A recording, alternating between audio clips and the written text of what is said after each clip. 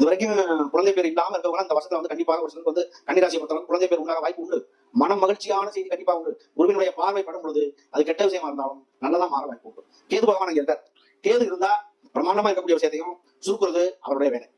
அப்ப கேது என்ன பண்ணுவாரு, ஒரு குழந்தை பிறக்குது அப்படின்னா அதை ஒரு ஆபரேஷன் பண்ணி பிறக்கிற அளவுக்கு கூட பண்ணுவார். அதுதான் அவருடைய கருதல், வேற ஒண்ணு இல்லை, பயப்பட முடியாது. இந்த கன்னிராசியை பொறுத்தளவுக்கு வந்து பாத்தீங்க அப்படின்னா குருவினுடைய பார்வை இருக்கும்போது அவ்வளவு சூப்பரா இருக்கும், பயப்பட முடியாது இல்லை. ஒரு காலங்கள் நல்லாவே இருக்கும், எந்த விதத்திலும் குறைபாடு இருக்காது. அடுத்து உங்களுடைய 3ஆம் இடத்தை பார்க்கிறோம். 3 அப்படிங்கிறது வந்து பாத்தீங்க அப்படின்னா முயற்சி ஸ்தானம், சகோதர ஸ்தானம். சகோதரர்களுக்குள்ள இருந்து வந்த கருத்து வேறுபாடுகள் குறையும். சகோதரர்கள் மூலியமா கிடைக்கக்கூடிய நன்மைகள் எல்லாமே கிடைக்கும். அவங்களுக்குள்ள வந்து கொடுத்து உதவணும் அப்படிங்கிற ஒரு மனப்பக்குவம். அண்ணன் தம்பி, அக்கால் தங்கச்சி, அங்காளி பங்காளிகள் எல்லாருமே வந்து ஒண்ணு கூடுறது. வெளியில இருக்கக்கூடிய உறவுகள் எல்லாமே வந்து வீட்டுல ஒண்ணு சேர்றது. வெளியில இருக்க எல்லாரும் வீட்டு இருப்பாங்க. ஒரு ஃபங்க்ஷன் வரும்போது வந்து பாத்தீங்கன்னா எல்லாம் ஒண்ணு கூடுவாங்க. அப்படி கூடக்கூடிய ஒரு காலகட்டங்கள், நல்லது கெட்டது, இன்பங்கள் துன்பங்கள் எல்லாம் அனுபவிக்கக்கூடிய ஒரு நேரம் அதுல இருக்கு குருவினுடைய பார்வை. அப்ப நீங்க வந்து கண்டிப்பாக ஒரு நன்மையான காலம் உங்களுக்கு எதிர்பார்ப்பு இருக்கு.